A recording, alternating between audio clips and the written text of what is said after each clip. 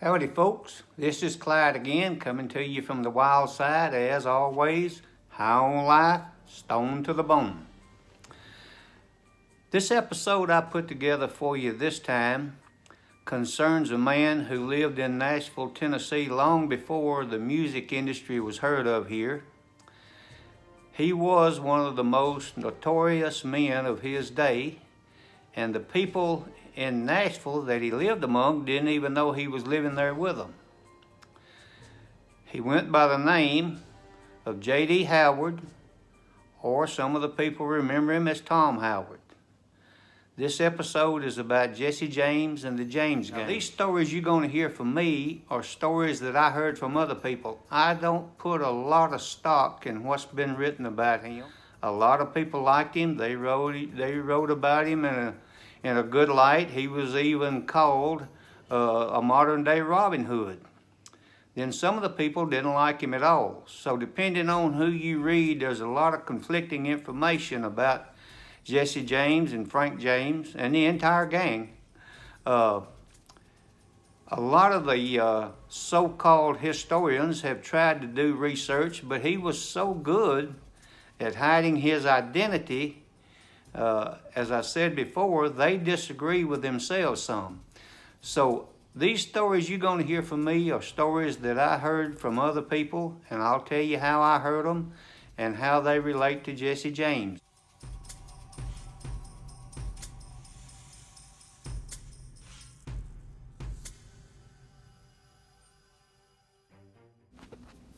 When I was young, my family and I lived in this house right here in a little community called Burwood. That house was within sight of this house here. Now the people who lived behind it, over behind the hill here, told about Jesse James staying here at times. The reason he stayed there was it was close to a little train depot at a place called Thompson Station, not too far away. Thompson Station was a little out-of-the-way place that had very few people, so that would make sense. Supposedly Jesse used it when he would go back and forth to his home back in Kearney, Missouri. They told of a time that Jesse had a horse shipped here from Kearney, Missouri, that he met the train at Thompson Station. Now, when I was about 15, we moved close to what's now known as Leiper's Fork. There was a lot of store porch setting, and we had 2 service stations. One of these service stations had a couple of old-timers that would sit out and tell stories of Leiper's Fork. This location, I heard 2 old-timers talk about Jesse James' involvement with what we called Hillsboro back then. This story that I'm about to tell you was told by 2 fellas that could be seen anywhere around Hillsboro almost any day, because they would find somewhere, somehow, to get together and just tell old stories about Hillsboro and chew the fat. On this particular day, they got to talking about Jesse James and how he would come through Hillsboro from time to time. The particular story they told was about a widowed woman who lived about halfway up the hill going out of town south of Hillsboro. Now, the way they told it, she and her 2 children had already gone to bed one night when they got a knock on the door. And when she opened it, it was a young fella standing there that told her that he and his men didn't mean her any harm, but if she wouldn't mind fixing them something to eat, they would make it worth her time. Well, she got out of bed the way they told it, cut some hog jaw and fried them some eggs and give them some biscuits, fed them. And when they got ready to leave, they gave her more money than she had ever seen in her life. Now, they also told her they'd be coming through from time to time, and if she wouldn't mind them stopping by, that she could fix them something to eat, and they would take care of her. So, the way these old men told it, her kids never had to go without shoes anymore, although they did have to wear her mammy-made breeches. Now, they said later on, after Jesse was supposed to be dead, she revealed who these people were that came knocking on her door that night. And this is the location. I heard that story when it was a service station about 1969. And this would have been the site about where that lady would have lived, just about a quarter of a mile from where I heard the story. And I was helping to renovate a house in East Nashville, and the fellow who owned this house that we were helping renovate was on the job one day when I went over there to visit it, and I brought up Jesse James to him, and he said, yeah, he lived in East Nashville. He said, not too far from where we are. And I said, if you'll show me or tell me where it is, I wouldn't mind going by there just to have a look at it. He said, well, if you'll get in the truck, he said, I'm about to go to lunch. He said, I'll take you to eat lunch and I'll take you down by there. So this is where he brought me to. And before the war between the states, the east side of the river was known as Edgefield. Now, Jesse James lived in 3 locations, but most of the time he lived here on Fatherland Street at this location. This is where he and Z would live most of their residency in Nashville, Tennessee. Now, Frank lived on the same street just a little ways up, and he lived under the name of Ben Woodson. Jesse lived under the name of J.D. Howard, and once Johnny Cash sang a song about the dirty little coward who shot Mr. Howard. Right along here is where Frank lived, and if you notice the addresses, it goes from 812 to 816. Don't know why that is, but Frank would have lived right along here from 812 to 816 in this area of East Nashville. A third member of the gang would have lived where this intersection was, possibly this parking lot right here, across from this old church at 9th and Russell Street. After a member of the gang got drunk and ran his mouth one night, he got himself arrested. That pretty much ended the James gang in Nashville, Tennessee. The very next day, they started making immediate preparations to leave town.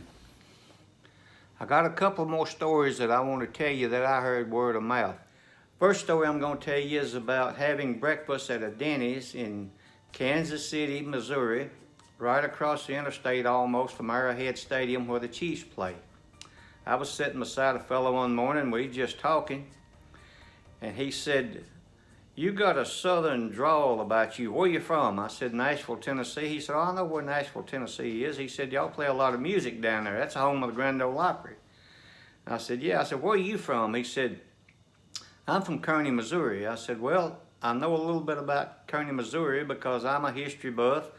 And Jesse James is from Kearney, Missouri. He lived in Nashville about 5 years. He said, yeah, he did, and Frank did too, and some of the other gang members. And I said, well, did you know of them? He said, yeah, being from Kearney. He said, my family knew the James family. He said, my granddaddy was living when the Pinkertons tried to burn up Jesse's mother's house. He said they threw an explosive device in there and blew her arm off and killed Jesse's younger brother. And he said he's living in Nashville at the time.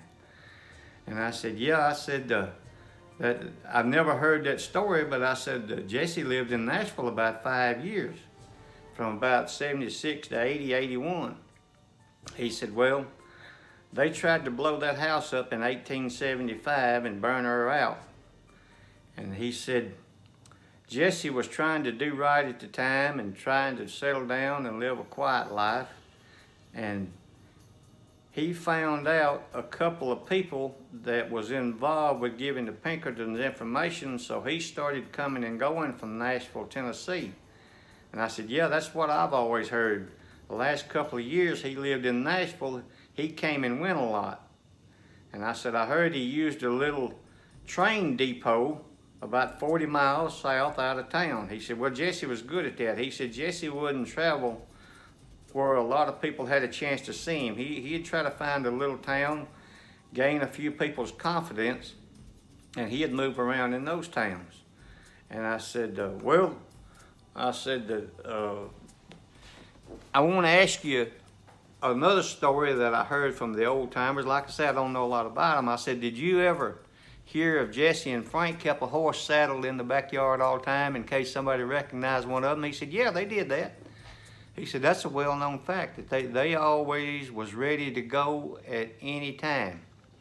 So we talked a little bit more, and I won't tell you everything we talked about, but I will tell you this. I asked him if he thought Bob Ford killed Jesse James. He said no. He said, I can tell you for a fact he didn't. He said Jesse lived a full life. He said what happened there was the governor of Missouri hired Bob Ford and his brother, and they put a bounty on Jesse. He said the governor was going to give him $5,000, and then the railroad decided they'd add to it. He said, well, the Ford brothers got hold of Frank, told Frank what was going on, and Jesse had a little beard at the time. He said, so they hired a look-alike that had a real dark beard, and they killed this fella, and they built the governor of Missouri and the railroad out of nearly $10,000. He said, that picture you see of Jesse James where they all posing with, he said, that's a look-alike. He said, I know for a fact Jesse lived a full life. So we talked a little bit more, and I left it at that. Came on home. I wish back then that, you know, we had email like we do now, but this was back in the early 90s, and so I didn't think, here's my email, send me an email. I didn't even have an email at that time. So I left there and didn't think a whole lot about it. And I'm putting together this video, and just not too long ago, I met a fellow over in East Nashville, and I asked him if he had heard any stories about Jesse James. Now this fellow's older than me, and I'm nearly 70. He said, yeah, he said, I lived down the street from a lady who was 94 years old when we got talking about Jesse James one day. And I said, well, I heard a couple of stories out of a fella in Kansas City that claimed that he knew the James family. I said, do you know if Jesse James and his brother Frank kept a horse saddled in the backyard all the time? He said, yeah. He said, a lot of the old timers in East Nashville will tell you that. And I said, how long you lived in East Nashville? He said, I graduated school here. I graduated school with Mayor Bill Boner in the same class. So I said, you know what you're talking about if you're talking about East Nashville. He said, well, I won't tell you I know what I'm talking about, but he said, I'll tell you if I've heard the same story you bring up.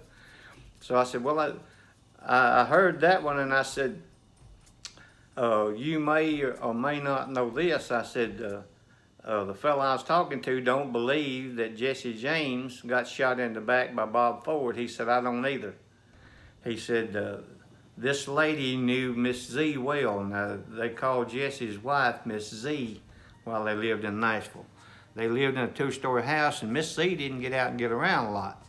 But this lady knew who she was because they didn't live too far from 711 Fatherland Street, where Jesse and Z lived most of the time they resided in Nashville. And I said, well, I said, this fella told me, didn't it, Jesse lived a full life? He said, yeah, I believe that too, from what this lady told me. He said, I asked her about it. And I said, well, they had to leave town in a hurry because one of the gang got drunk one night and got to run in his mouth. He said, yeah, they left in a hurry, but he said the last 2 years that Jesse was in town, he said he came and went quite often. He didn't just stay in Nashville. Z spent a lot of time by herself. So we talked a little bit more, and I left him, letting him know that I was putting together a YouTube video if he wanted to watch it. So that's the end of my story, and all I had to tell you is word of mouth. This is not stuff that I read in articles or whatever. These are just what I heard from being lucky enough to meet certain people at certain times, and lucky enough to have an interest in history that they had talked to me about it. So if you liked what I put together with this little episode, please hit the thumbs up. If you haven't subscribed, subscribe to my channel. Comment, leave me a comment about it, ask me a question, and tell all your friends about it.